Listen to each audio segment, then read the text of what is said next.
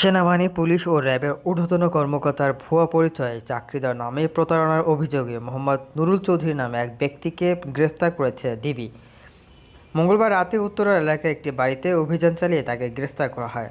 এ সময় তার কাছ থেকে দুটি ওয়াকিটকি, ভুয়া পাসপোর্ট ও পরিচয়পত্র, 3টি মোবাইল ফোন, সেনাবাহিনীর 10টি পোশাক, ভুয়া নিয়োগ বিজ্ঞপ্তি ও আবেদন ফর্মসহ বিভিন্ন আলামত উদ্ধার করা হয়।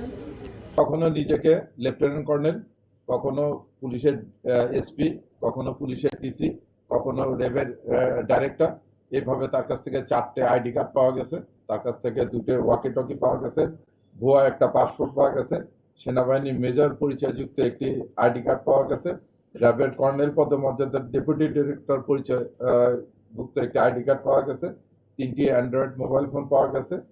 তারপরে সেনাবাহিনীর চিকিৎসা বই, বিভিন্ন ফর্ম ও চাকরি নিয়োগপত্র পাওয়া গেছে। সে দীর্ঘদিন যাবৎ ওই এলাকায় শিক্ষিত, অর্ধশিক্ষিত এবং শ্রমজীবী লোকের নিকট প্রতারণা করে আসছে যে সে তাদেরকে চাকরি দেবে, এবং ভুয়া নিয়োগপত্র 2-4 জনের হাতে তুলে দিয়েছে। ডিবি জানায়, নুরুল চৌধুরী বেকার যুবক ও নিম্ন আয়ের মানুষের কাছ থেকে অর্থ হাতিয়ে নিতেন। এমনকি আইনশৃঙ্খলা বাহিনীর পরিচয়ে ভয়ভীতি দেখিয়েও অর্থ আদায়ের অভিযোগ রয়েছে। তার বিরুদ্ধে শাহালী থানায় প্রতারণার মামলা রয়েছে। চক্রটির অন্য সদস্যদের গ্রেফতারে তদন্ত চলছে।